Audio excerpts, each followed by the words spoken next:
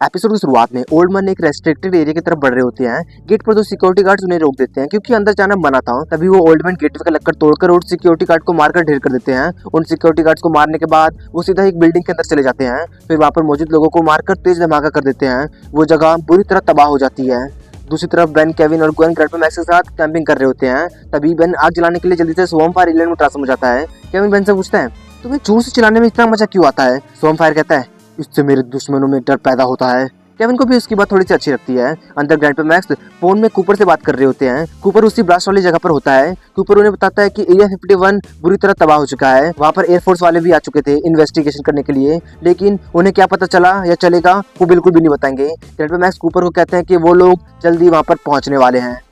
Episode में आगे बढ़ने से पहले चलो एक क्वेश्चन हो जाए, आपको कौन सा वॉच पसंद है, ओमनिट्रिक्स या अल्टीमेट्रिक्स? चैट सेक्शन में लिख देना। वैसे मुझे तो ओमनिट्रिक्स पसंद है, ओमनिवर्स वाला, क्योंकि उसमें बहुत सारे एलियंस होते हैं ना, इसीलिए। और हमें इंस्टाग्राम पे फॉलो करना बिल्कुल भी मत भूलना, उस पर भी मैं बहुत मजेदार चीजें डालता रहता हूँ। लिंक डिस्क्रिप्शन में है। अब पैटर्न को एक नया एलियन मिलते हुए एपिसोड को आगे बढ़ाते हैं।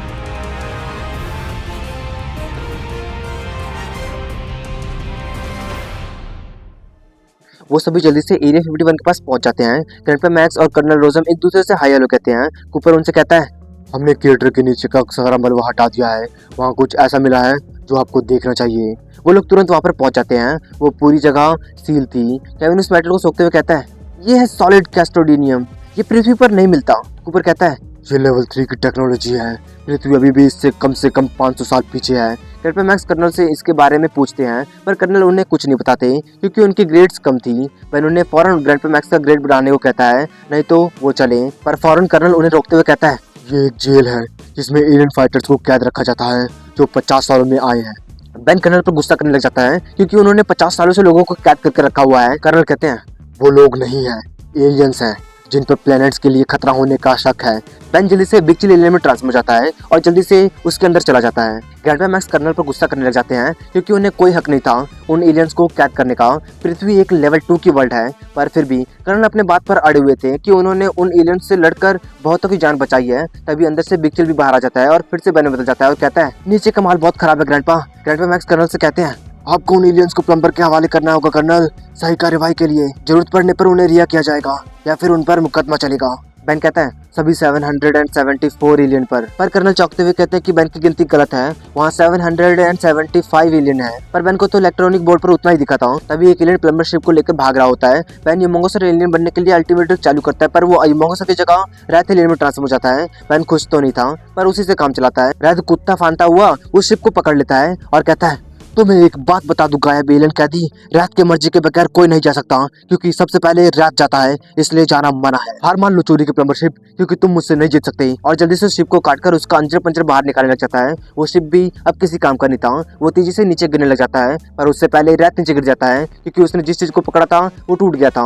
रैथ बहुत तेजी से जमीन पर गिरता है, पर उससे ज्यादा कुछ फर्क नहीं पड़ता। तभी वहाँ पर केविन और ग्वेन भी आ जाते हैं। रैथ गड्ढे से बाहर निकलता है और कहता है, एक बात कान खोल कर सुन लो रैथ के साइज वाले गड्ढे, रैथ तुम्हें तबाह करेगा। और उस गड्ढे को लात मारने लग जाता है। ग्वेन उसे रुकने को कहती है। रैथ फिर से बेन में बदल जाता है। वो शिप काफी दूर जा चुकी थी, पर उसे ट्रैक करना आसान था क्योंकि उससे धुआं निकल रहा था। वो शिप सीधा जाकर एक रिवर के पुल पर क्रैश हो जाता है। बेन, केविन और ग्वेन भी वहाँ पर रस बकेट के जरिए पहुंच जाते हैं। वो तीनों तेजी से उस शिप के अंदर चले जाते हैं, पर उस शिप में कोई नहीं था, पर शिप बीप कर रहा था क्योंकि शिप सेल्फ डिस्ट्रक्ट मोड पर सेट था। केविन जल्दी से अपने प्लम्बर बैच के जरिए सेल्फ डिस्ट्रक्ट मोड को बंद करने की कोशिश करता है, पर बंद होने के बजाय वो और तेजी से बढ़ जाता है। वो तीनों जल्दी से शिप के बाहर पहुंच जाते हैं। बेन जल्दी से फिर से यूमोंगोसर एलियन में ट्रांसफर होने के लिए अल्टीमेट ट्रिक चालू करता है, पर फिर से वो नहीं बनता। वो एको एलियन में ट्रांसफॉर्म हो जाता है। वो अल्टीमेट ट्रिक्स को बहुत कोसता है, पर अब क्या कर सकते थे। एको को जल्दी से अपनी बहुत सारी कॉपियां बना लेता है। वो सभी एको को उस शिप को उठाकर रिवर में फेंक देते हैं ताकि ज्यादा नुकसान ना हो, पर कोई फायदा नहीं। वो रिवर ज्यादा गहरा ही नहीं था। एको को तेजी से वहाँ से भागने लग जाते हैं। तभी वो शिप बुरी तरह ब्लास्ट हो जाती है, पर उन्हें कुछ होता ही नहीं क्योंकि ग्वेन ने अपने मैनेज से उन सभी को बचा लिया था। एको को फिर से बेन में बदल जाता है। वो तीनों सीधा शहर की तरफ बढ़ जाते हैं जहाँ का माहौल पहले से ही बिगड़ा हुआ था। एक पुलिस ऑफिसर बुरी हालत में रोड पर पड़ा हुआ था। वो पुलिस वाला बताता है कि एक एलियन ने उस पर हमला कर दिया था।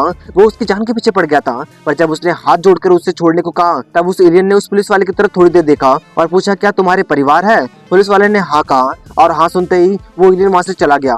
तभी थोड़ी दूरी पर तबाही की आवाज आती है। वो तीनों उस जगह पर पहुंच जाते हैं। वो वही एलियन था जो सब कुछ कर रहा था। केविन जल्दी से कार को सोखकर उस एलियन पर हमला कर देता है, पर वो एलियन केविन को उठाकर ग्वेन पर ही फेंक देता है। बेन अल्टीमेट ट्रिक चालू करते हुए धीरे से कहता है, कूप और वो ह्यूमंगोसर एलियन में ट्रांसफॉर्म हो जाता है। पेन मनपसंद एलियन पाकर बहुत ज्यादा खुश था। वो एलियन ह्यूमंगोसर पर गाड़ियां फेंकने लग जाता है। छोटी मोटी गाड़ियों से तो ह्यूमंगोसर को कुछ फर्क नहीं पड़ता, पर जब वो एलियन ट्रक फेंकता है तब जाकर ह्यूमंगोसर दूर जाकर गिरता है। वो एलियन ह्यूमंगोसर के पास आकर अपने इनविजिबल पावर से ह्यूमंगोसर को मारने लग जाता है, पर ह्यूमंगोसर उसे पकड़ ही लेता है। वो एलियन थोड़ा दुखी और बहुत गुस्से आवाज में कहता है, मैं वहां दोबारा कभी नहीं जाऊंगा, कभी नहीं। मैंने सालों गुजारा है, सालों मैंने कुछ नहीं किया, कुछ भी नहीं।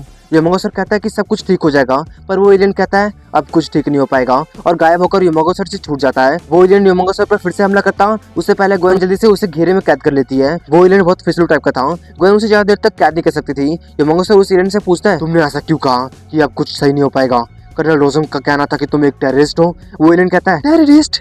मैंने अपनी दुनिया में एक जालिम शासक से लड़ाई की थी, उसके लोगों ने मुझे इस दूर दराज दुनिया में कैद कर दिया। मैंने तुम्हारे एयरफोर्स वालों को बार बार ये बात बता चुका हूँ, लेकिन उन्होंने मुझे यकीन नहीं किया, कभी नहीं किया। ये मौसर कहता है, लेकिन प्लम्बर्स सुनेंगे, तुम्हें घर भेज देंगे। वो एलियंस गुस्से में जवाब देता है, मेरा कोई घर नहीं है। जब मैं तुम्हारी जेल में सड़ रहा था वो जालिम जीत गया, मेरे साथी, मेरे बच्चे सब खत्म हो गए, अब कुछ नहीं बचा, अब जीने का कोई वजह नहीं है। केविन कहता है, जीने के लिए कोई ना कोई वजह जरूर होता है, तुम बदला ले सकते हो इंसाफ के जरिए। पर वो एलियन बदला लेने का गलत मतलब निकाल लेता है। वो उन लोगों से बदला लेने निकल पड़ता है जिसने उनसे सब कुछ छीना था।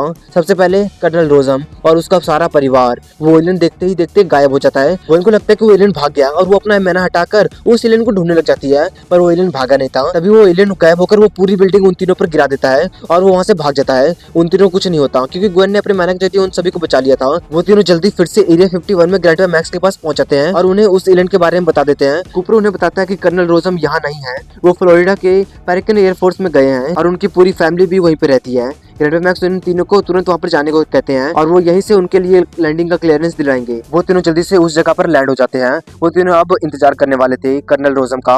वो 45 मिनट में पहुंचने वाले थे। तभी ग्वेन को शिप के साथ साथ कुछ अजीब सी परछाई नजर आती है। ग्वेन समझ जाती है और तुरंत उस शिप की जगह पर हमला कर देती है। वो एलियन उनके साथ ही आया था। वो एलियन ग्वेन के हमले से बच जाता है और बेन केविन को धक्का देकर वहाँ से भाग जाता है। वो लोग अफसोस मनाने लग जाते हैं कि वो एलियन उनके साथ ही आया और वो अब उसे कैसे ढूंढेंगे। तभी बेन जल्दी से वाइल्डमोट एलियन में ट्रांसफॉर्म हो जाता है। वाइल्डमोट अपना काम शुरू कर देता है। उसे साफ साफ रास्ता दिखाई दे रहा था। वो लोग तेजी से उसकी तरफ बढ़ने लग जाते हैं। दूसरी तरफ वो एलियन ढूंढते ढूंढते कर्नल रोजम के घर पर पहुंच जाता है। उसकी वाइफ अपने बच्चे को खिला रही होती है। वो कुछ करता उससे पहले वाइल्डमोट उस पर टूट पड़ता है, पर वो एलियन वाइल्डमोट को उठाकर दूर फेंक देता है। तभी वहाँ पर ग्वेन और केविन भी आ जाते हैं और उस पर हमला कर देते हैं, पर वो एलियन फिर से गायब हो जाता है। ग्वेन उसका मैंने मैसेज करके केविन को उसका लोकेशन बताने की कोशिश करती है, पर वो एलियन बहुत ज्यादा तेज था। वो केविन को बुरी तरह धोने लग जाता है। वो लोग लड़ ही रहे होते हैं कि वहाँ पर कर्नल रोजम भी आ जाते हैं और उस एलियन को अपने परिवार से दूर रहने को कहते हैं। तभी वो एलियन कर्नल को पीछे से पकड़ लेता है और कहता है, तुम जिंदा रहोगे रोजम, सिर्फ तब तक जब तक तुम्हें पता नहीं चल जाता कि परिवार को खोने का दुख कैसा होता है। कर्नल कहता है कि उनका इससे कोई लेना देना नहीं है। वो एलियन भी कहता है कि उसके परिवार का भी कोई गलती नहीं थी। वो कुछ करता उससे पहले वाइल्डमोट जल्दी से अल्टीमेट वाइल्डमोट में ट्रांसफॉर्म हो जाता है और कूदकर उस एलियन को दबोच लेता है। वो एलियन इस बार छूट नहीं पा रहा था। अल्टीमेट वाइल्डमोट उस एलियन को उठाकर गाड़ी पर मारता है और उस पर कूदकर चढ़ जाता है। वो एलियन गुस्से और दुखी आवाज में कहता है, मार दो, खत्म कर दो मुझे, कम ऑन, मुझे भी मेरे परिवार वालों के पास भेज दो, मार दो, मार दो। अल्टीमेट वाइल्डमोट फिर से बैन में बदल जाता है, पर वो एलियन अभी भी दुखी आवाज में कहता है, प्लीज मार दो, प्लीज मुझे खत्म कर दो, मेरे पास कुछ भी नहीं है। तभी वहाँ पर कर्नल की वाइफ भी अपने बच्चे के साथ आ जाती है। बैन कहता है, ये आपको खतरनाक लगता है कैप्टन? अब और भी प्लम्बर्स आ जाते हैं और उस एलियन को लेकर जाने लग जाते हैं, पर जाने से पहले अल्टीमेट्रिक्स उस एलियन को स्कैन करता है। बैन खुश था नए एलियन को पाकर। वो जल्दी से उस एलियन में ट्रांसफॉर्म हो जाता है और केविन ग्वेन को ये दिखाने लग जाता है, पर उन दोनों को कोई दिलचस्पी नहीं थी। कर्नल ग्रैंड मैक्स से कहते हैं, मुझे उम्मीद है कि आप जरूर सजा देंगे। ग्रैंड मैक्स कहते हैं, तो तुम्हारी उम्मीद पर पानी फिर जाएगा, हम प्लम्बर्स इस तरह काम नहीं करते। तुम अब भी नहीं समझे कर्नल, पृथ्वी इंटरस्टेलर लॉ को तोड़ रही है, तुम्हें एहसास नहीं कि तुम कितनी बड़ी गलती कर रहे हो। पर कर्नल उसकी बात पर जरा भी यकीन नहीं करते, बस वो अपनी बात पर अड़े हुए थे। वो पृथ्वी को बचाने के लिए कुछ भी कर सकते हैं। ग्रैंड मैक्स समझ जाते हैं कि वो भैंस के आगे बीन बजा रहे हैं, इसलिए वो वहाँ से चले जाते हैं और कर्नल की दृढ़ता के साथ ही ये एपिसोड यहीं खत्म हो जाता है। अगर ये एपिसोड अगर पूरा सीजन 2 आपको अच्छा लगा तो इस वीडियो को लाइक जरूर कर देना, और अगर आप हमारे चैनल पर नए हैं तो हमारे चैनल को सब्सक्राइब कर बेल आइकन को जरूर कर देना। और जो शुरुआत में क्वेश्चन पूछा था उसका जवाब कमेंट बॉक्स में जरूर लिख देना, और हमें इंस्टाग्राम पे फॉलो करना बिल्कुल मत भूलना, लिंक डिस्क्रिप्शन में है, जल्दी जाके कर दो। जब भी बोलता हूँ आप करते ही नहीं हो। अब मिलते हैं नेक्स्ट वीडियो पे और नए सीजन में।